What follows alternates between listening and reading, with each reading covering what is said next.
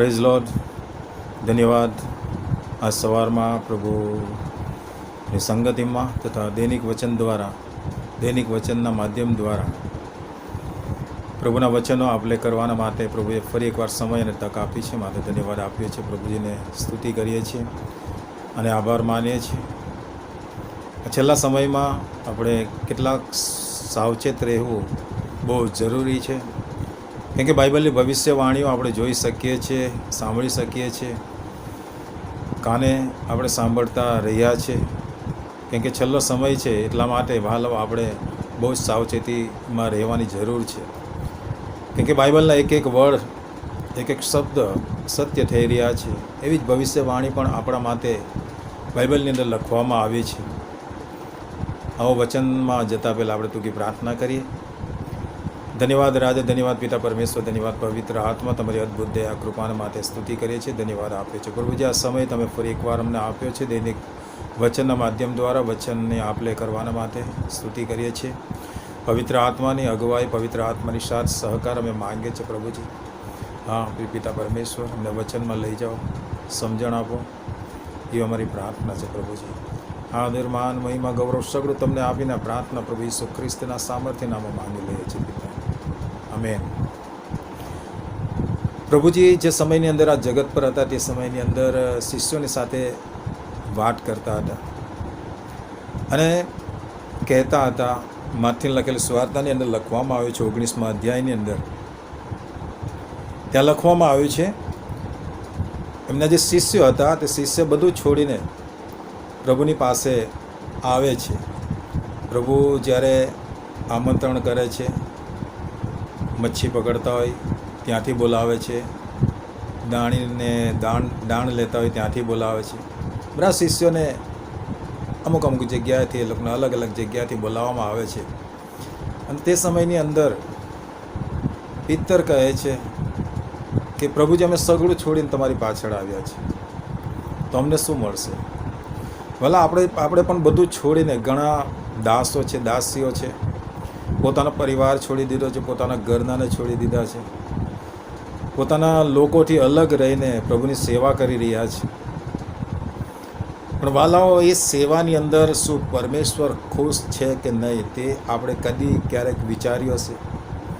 વાલાઓ, Bible આપણને સમજાવે છે. પ્રભુ ઈસુ ખ્રિસ્ત એક ભવિષ્યવાણી કહે છે અને તે કહે છે 19મા અધ્યાયની અંદર 30 કલમ કહે છે, પણ ઘણા જેઓ પહેલાં તેઓ છેલ્લા થશે અને જેઓ છેલ્લા તેઓ પહેલાં થશે. વાલાઓ, આ એક ભવિષ્યવાણી બહુ અગત્યની છે આપણા માટે. આપણે સગળું છોડીને પરમેશ્વરની પાછળ, પ્રભુના સેવાની અંદર, પ્રભુના કાર્યની અંદર, ધન દૌલત બી આપણે પાછળ મૂકીને, નોકરી અંદર રોજગારો આપણે પાછળ મૂકીને પ્રભુની આગળ આપણે પ્રભુની સેવા લઈને ચાલી રહ્યા છીએ. તો આપણી સેવાથી પ્રભુ પ્રસન્નચિત્ત છે યા નથી? કેમ કે બાઇબલ આપણને પ્રભુના વચન કહે છે કે જેઓ પહેલાં તેઓ છેલ્લા ને જેઓ છેલ્લા તેઓ પહેલાં થશે. બાઇબલની અંદર એવી રીતના બાબતો બની છે. હા, બાઇબલની અંદર એવી બધી બાબતો બની છે. જ્યારે જાખીના ઘરની અંદર પ્રભુ ત્યાં જાય છે ત્યારે જાખીને કહે છે કે આજ મારે તારા ઘરે આવવું છે અને તારી સાથે જમવું છે. લોકો વિચારતા હતા, લોકો વિચારતા હતા કે આ એક દાણી, એક ખરાબ વ્યક્તિને ત્યાં જાય છે. પણ પ્રભુ ત્યાં કહે છે, શું કહે છે પ્રભુ ત્યાં કહે છે કે આજ આ ઘરની અંદર તારણ આવ્યું છે. તો એ કેટલાક એના શિષ્યો હતા, એની પાછળ દોડતા હતા, એની પાછળ ચાલતા, એની સાથે રહેતા હતા. તો છતાં પણ જાખીને પહેલું આમંત્રણ મળી ગયું અને કહ્યું કે આજ આ ઘરમાં તારણ આવ્યું છે. સરળથી આગળ થઈ ગયો જાખી. સિમોન કોડિયાના ત્યાં પણ તે પ્રભુને આમંત્રિત કરે છે. સિમોન કોડિયાને ત્યાં જાય છે, પ્રભુ જમવાના માટે આમંત્રિત કરે છે. અને આપણે વિચાર કરવા જેવી બાબત છે, જ્યાં પ્રભુને બોલાવવામાં આવે છે, પ્રભુ સિમોનને આમંત્રણ સ્વીકારીને પ્રભુ સિમોનના ઘરે આવે છે. અને ઘરમાં આવ્યા તે સમયને સિમોનના જીવનની અંદર કેવું ફીલ થતું હશે કે મેં પ્રભુને બોલાવ્યા, મેં મારા ગુરુને બોલાવ્યા છે અને મારા ઘરની અંદર આમંત્રણ. એનું છાતી ફૂલાતી હશે, પણ એ છાતી ફૂલાવામાં એ બધી બાબતો જે પ્રભુને આમંત્રિત કર્યા, પ્રભુને જે સન્માન આપવાનું હોય એ તો સગળું ભૂલી જાય છે. એના મનમાં કે હું કંઈક છું. હા, તો તેવા સમયની અંદર ત્યાં એક બાઈ આવે છે, એક બેન આવે છે, અને તે જે મરિયમ જેનું નામ કહેવામાં આવે તે પ્રભુના પગ પર અત્તર ચોરે છે અને આંસુઓથી લૂછે છે એના પગ. પછી એના વાળથી જે અત્તર ચોર્યું હોય છે, આંખોમાંથી આંસુ જે પડ્યા હોય તે લૂછે છે. તે બધી બાબતો પ્રભુ જોવે છે. અને ત્યાં ઘણા બધા જે શિષ્યો હતા તે લોકો કહે છે કે આ કેવો વ્યક્તિ હશે એમ. સિમોન કોળીઓ પણ તે જાણે છે, તે પણ તેના મનમાં બી આ વિચાર આવે છે કે આ પ્રભુ કેવા હશે, કે આ જે તને એને પકડી રહી, જેને અડકી રહી છે તે કોણ છે એટલું તો એણે જાણવું જોઈતું હતું. તેના જીવનની અંદર એવી બધી બાબતો વિચાર આવ્યા કરતા હતા. ત્યારે પ્રભુ તેને કહે છે કે સિમોન, તું શું કામ એવા વિચારો કરે છે? સિમોન, તું શું કામ એવા વિચારો કરે છે? જેના વધારે પાપ માફ થયા છે તે વધારે પ્રેમ કરે કે જેના પાપ ઓછા માફ થયા તે વધારે પ્રેમ કરશે? જેનું કર્જ વધારે હતું તેનું કર્જ માફ થયું તે વધારે કર્જવાળો વધારે પ્રેમ કરશે કે પછી ઓછા કર્જવાળો પ્રેમ કરશે? એમ પણ પૂછવામાં આવે છે.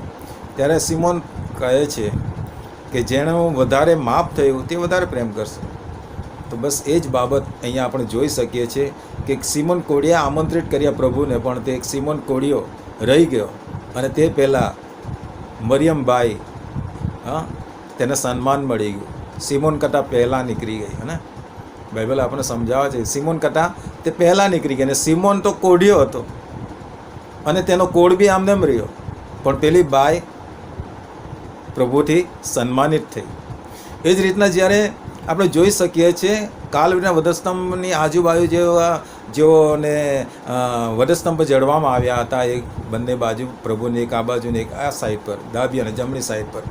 ત્યારે પણ એક ચોર પ્રભુને કહે છે કે તું તારા રાજ્યમાં આવશે, તું તારા રાજ્યમાં આવે ત્યારે મને યાદ કરજે. અને પ્રભુએ ત્યાં શું કહ્યું? તેને કોઈ પણ જાતની કાલાવાલા કરી નહીં, તેને બાપ્તિસ્મા લીધું નહીં, તેણે કશું જ કર્યું નહીં. પસ્તાવો નહીં કર્યો. ખાલી એટલો એક બે શબ્દ તેણે કહ્યા અને ત્યાં પ્રભુએ કહ્યું આજ તો મારી સાથે પારાદીસમાં હોઈશ. ભલો એક બાબત સમજવા જેવી અને જાણવા જેવી છે. આપણે બધું છોડીને પ્રભુની પાછળ દોડી રહ્યા છીએ. કેટલા વર્ષથી આપણે વિશ્વાસ કરી રહ્યા છીએ, કેટલા વર્ષથી આપણે પ્રભુના કાર્યમાં મંદી રહ્યા છે, પ્રભુની સેવા કરી રહ્યા છે, આપણે સંદેશાઓ આપી રહ્યા છે. પણ આ બાબત આપણા જીવનની અંદર જાણવા જેવી બાબત છે કે પ્રભુ મારી સેવાથી પ્રસન્ન છે કે નહીં. નહીં તો ઘણા જેઓ પાછળ હતા તેઓ આગળ થઈ ગયા છે, અને આગળ છે તેઓ પાછળ થઈ રહ્યા છે. આ બાઇબલની ભવિષ્યવાણી છે ને એ થશે, કેમ કે પ્રભુએ પોતે કહ્યું છે 30મી કલમની અંદર, પણ ઘણા જેઓ પહેલાં તેઓ છેલ્લા થશે અને જેઓ છેલ્લા તેઓ પહેલાં થશે. યાદ રાખીએ વાલા, આ બાઇબલની ભવિષ્યવાણી છે.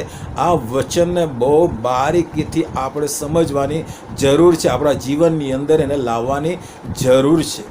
જે સમયની અંદર વાડીમાં જ્યારે નોકરો કામ કરતા હતા, તો જે વાડીનો જે માલિક હતો તેણે પણ જે પાછળ આવ્યા હતા તેને પણ એટલા જ આપ્યા, ને જે આગળ આવ્યા તેને પણ એટલા જ આપ્યા. ત્યાં પણ પ્રભુનું વચન કહે છે કે જેઓ પહેલાં તેઓ છેલ્લા, અને જેઓ છેલ્લા તેઓ પહેલાં થશે ને.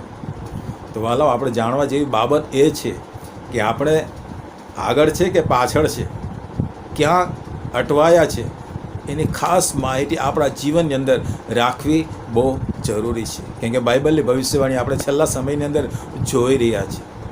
ટીવીની અંદર, પેપરની અંદર, કાનોમાં આપણે સાંભળી રહ્યા છીએ, જોઈ રહ્યા છીએ, બધું થઈ રહ્યું છે. 24મા અધ્યાયની અંદર આપણે જોઈ રહ્યા છીએ. માથીની લખેલી સુવાર્તાની 24મા અધ્યાયની અંદર આપણે પ્રવેશી ચૂક્યા છે. ને પ્રભુએ કહ્યું છે જાતિ જાતિની વિરુદ્ધ, દેશ દેશની વિરુદ્ધ, પ્રજા પ્રજાની વિરુદ્ધ, બધું થઈ રહ્યું છે વાલો. માટે આ વચન બહુ આપણા જીવનની અંદર જરૂરી બાબત છે. આ વચનને આપણે આપણા જીવનની અંદર લાવીએ અને યાદ કરીએ, હું છેલ્લો છું કે પહેલો છું. પ્રભુનો વચન પર આશીષ આપે. આમેન. આવો તો કે પ્રાર્થના કરીએ. ધન્યવાદ રાજા, ધન્યવાદ પિતા પરમેશ્વર, ધન્યવાદ પવિત્ર આત્મા. આભાર પિતા પરમેશ્વર, આજના દિવસની અંદર અમે પ્રાર્થના કરીએ છીએ પ્રભુજી, અમારા દેશના અર્થતંત્ર માટે પ્રાર્થના કરીએ છીએ, દેશના અધિકારીઓ માટે અમે પ્રાર્થના કરીએ છીએ, જેઓની આજે બર્થડે છે, જેઓના આજે જન્મદિવસ છે પ્રભુજી, જેઓની આજે લગ્ન એનિવર્સરી છે પિતા પરમેશ્વર, સર્વ એઓના માટે અમે પ્રાર્થના કરીએ છીએ પ્રભુજી. સર્વ રીતે એઓને તમે આશીષ કરો પ્રભુજી, હર ક્ષેત્રમાં એવો ફલે ફૂલે વધે અને આશીર્વાદિત થાય, એ અમારી પ્રાર્થના છે પ્રભુજી. અમારા દેશ પર તમારી કૃપા, તમારી દયા રહે, હરેક વિશ્વાસી કુટુંબો, પરિવારો પર, હરેક મંડળીઓ પર, હરેક અગુવાઓ પર તમારી દયા અને કૃપા અને વિશેષ પિતા પરમેશ્વર અમે પ્રાર્થના કરીએ છીએ કે છેલ્લા સમયની અંદર પ્રભુજી તમારા લોકો જે નોકરી ધંધા રોજગારમાં જતા હોય તેઓના માટે પણ અમે પ્રાર્થના કરીએ પ્રભુજી. તેઓના માટે પણ રવિવારની પ્રભુજી રજા રહે, રવિવારના પ્રભુજી તેઓ આઝાદ રહે પિતા પરમેશ્વર, તમારી સેવાના માટે પિતા પરમેશ્વરનો પૂરતો સમય મળે એવી કૃપા તમે થવાડો, જેથી આઝાદી થઈને પ્રભુજી તમારી સેવા કાર્યમાં લોકો આગળ વધનારા બને એવી કૃપા તમે થવાડજો પિતા પરમેશ્વર. આદર, માન, મહિમા, ગૌરવ સગળું તમને આપીને પ્રાર્થના પ્રભુ ઈસુ ખ્રિસ્તના સામર્થ્ય નામમાં માંગી લે છે.